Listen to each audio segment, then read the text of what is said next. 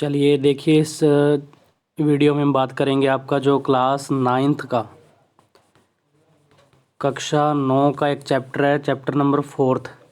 Chapter का नाम है रासायनिक बंध व रासायनिक समीकरण, जिसमें से एक पोर्शन के बारे में आपसे बात करूंगा और इम्पोर्टेंट है। पिछली बार यहाँ से एक क्वेश्चन आ गया था कि यौगिकों का जो रासायनिक सूत्र है वो कैसे लिखा जाता है। मूलक जो होते हैं ना, मूलक, उनसे क्या होता है कि आगे जाके रासायनिक सूत्र का क्या होता है, निर्माण होता है।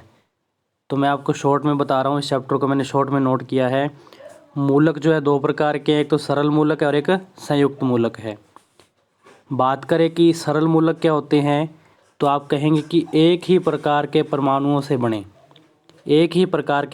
से बने जो मूलक होते हैं वो क्या होते हैं, सरल मूलक होते हैं। एग्जाम्पल आपके सामने है, सोडियम आयन है, मैग्नीशियम आयन है, क्लोराइड आयन है और ब्रोमाइड आयन है। ये सारे कैसे हैं, सरल मूलक हैं। वहीं पे हम बात करें संयुक्त मूलक के बारे में, तो ये क्या होते हैं, दो या दो से अधिक परमाणुओं का समूह जिस पर कोई निश्चित आवेश होता है, जैसे कि नाइट्रेट आयन और अमोनियम आयन। ये संयुक्त मूलक है, जिसमें क्या है कि दो परमाणु आपस में मिले होंगे कम से कम। जैसे यहाँ पे आप देख सकते हैं, नाइट्रेट में एक तो नाइट्रोजन और एक ऑक्सीजन है, ठीक है। तो ये संयुक्त होकर जो मूलक बनेगा तो उसको हम बोलते हैं संयुक्त मूलक। एक तो नाइट्रेट एग्जाम्पल और एक कौन सा हमारे पास, अमोनियम आयन है। नेक्स्ट क्या हमारे पास, आवेश के आधार पर हम बात करेंगे। आवेश के आधार पर मूलक जो होते हैं दो प्रकार के होते हैं, क्षारीय मूलक और अम्लीय मूलक। क्षारीय मूलक कौन से होते हैं, सभी धातु धनायन। इंपॉर्टेंट है, क्वेश्चन पूछ सकते हैं कि जो क्षारीय मूलक होते हैं उनकी पहचान क्या होती है, तो आप बताएंगे सभी धातु धनायन क्या होंगे, क्षारीय मूलक होंगे। एग्जाम्पल क्या है, वही सोडियम धनायन, मैग्नीशियम आयन और अमोनियम आयन। इनके ऊपर सबके ऊपर पॉजिटिव चार्ज है, ठीक है। तो ये जो धातुएं होती है ना, धातुएं, ये सभी धातुएं क्या होती है, धनायन इनके ऊपर आवेश होता है और ये कैसे मूलक होते हैं, क्षारीय मूलक होते हैं। और वहीं पे बात करें कि अम्लीय मूलक, तो सभी अधातु ऋणायन इनके ऊपर चार्ज होता है माइनस का, ठीक है, नेगेटिव चार्ज होता है। क्लोराइड आयन, ब्रोमाइड आयन और नाइट्रेट आयन जो हो गए, ठीक है। और नेक्स्ट देखिए, इंपॉर्टेंट है, यहाँ से सारणी से एक क्वेश्चन आपसे पूछ सकते हैं दोबारा कि रासायनिक सूत्र का निर्माण इन्हीं से मिलके होता है। तो फर्स्ट हम बात करते हैं एक परमाणुीय धनायन के बारे में। एक परमाणुीय धनायन में हम देखते हैं कि हमारे पास इनकी संयोजकता के आधार पर हम इनको डिवाइड कर लेते हैं। तो जिनकी संयोजकता एक होती है उस आधार पर हम एक परमाणुीय जो धनायन की बात करें वो कौन कौन से हैं उनके बारे में देखिए। तो sodium ion, potassium ion, argentum ion इसको बोलेंगे अपने, सिल्वर जिसको बोलते हैं, सिल्वर आयन कह सकते हो, कॉपर आयन इसको बोलेंगे क्यूप्रस, और लास्ट है मर्क्यूरस। ये सारे कैसी होती है, इनकी सबकी संयोजकता कितनी है, एक है। इनके ऊपर सबके ऊपर चार्ज क्या है, +1 का चार्ज हम कह सकते हैं, और ये एक संयोजी हो गए, एक परमाणुीय। और वहीं पे हम बात करें द्विसंयोजी के बारे में, तो द्विसंयोजी में क्या आते हैं, barium, calcium, magnesium ion, zinc ion, manganese ion, और ये इम्पोर्टेंट है जिसमें हम बात करेंगे फेरस, क्यूप्रिक, मर्क्यूरिक, स्टेनस और ये लेड। ये सारे कैसे हैं, द्विसंयोजक हैं, ठीक है, क्योंकि इनके ऊपर संयोजकता कितनी दर्शाई हुई है, +2। नेक्स्ट हम बात करें त्रिसंयोजक के बारे में, जिनकी संयोजकता 3 होगी।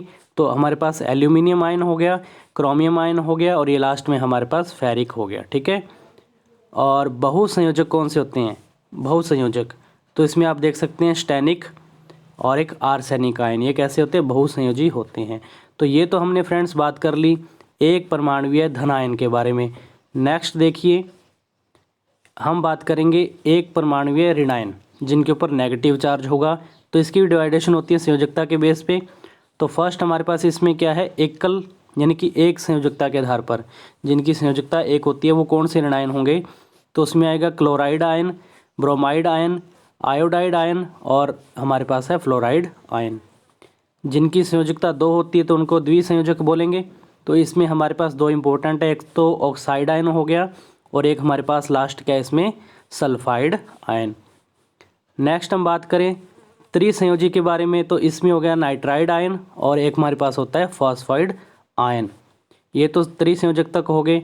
और फिर हम बात करेंगे बहुपरमाणुीय, बहुपरमाणुवीय ऋणायन के बारे में। ठीक है भाई, इसमें कौन कौन से आते हैं, तो जिसमें बहुत सारे परमाणु होंगे, ठीक है, और नेगेटिव चार्ज होगा, तो इसमें आते हैं, हम एक संयोजकता के आधार पर पहले बात करें तो इसमें आएगा एसीटेट आयन, ठीक है, CH3COO-, या इसको ऐसे कह नहीं सकते, वैसे इसको बोलते हैं CH3COO-। तो ये तो एसीटेट आयन हो गया जिसकी संयोजकता 1 है, ये हाइड्रोक्सिल आयन है। फिर हम बात करें नेक्स्ट है साइनाइड आयन, नाइट्रेट आयन, और लास्ट में क्या है, परमैंगनेट आयन। अब जिनकी संयोजकता 2 होती है ऋणायनों में वो कौन से हैं, एक तो कार्बोनेट हो गया, कार्बोनेट आयन हो गया, और एक हम बात करें सल्फेट आयन है, और लास्ट में क्या है, सल्फाइट आयन है।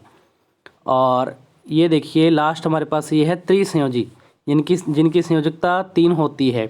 तो उसमें एक इम्पोर्टेंट बुक में दिया हुआ था फॉस्फेट आयन के बारे में, और ये बहुपरमाणुवीय में आते हैं। ठीक है भाई, तो ये थे शॉर्ट नोट्स, आप इनको कह सकते हो आपकी क्लास 9th का ये चैप्टर 4 है, रासायनिक बंध व रासायनिक समीकरण, जिसमें मैंने आपको रासायनिक सूत्र बनाने के लिए जो मूलकों की आवश्यकता पड़ती है उसके बारे में मैंने आपको इस वीडियो में बता दिया है। ऐसे ही शॉर्ट वीडियोज़ भी मैं आपके लिए लेके आऊँगा जो इंपॉर्टेंट होंगे आपके रीट एग्ज़ाम के लिए। वैसे मैं आपको बायोलॉजी की जो है topic wise test series provide करवा रहा हूँ चैनल पर, उसका जो इससे रिलेटेड अगर आपको वीडियोज़ आगे और भी चाहिए होती हैं तो आप टेलीग्राम लिंक को ज्वाइन करें, जो कि आपको डिस्क्रिप्शन में उसका लिंक मिल जाता है।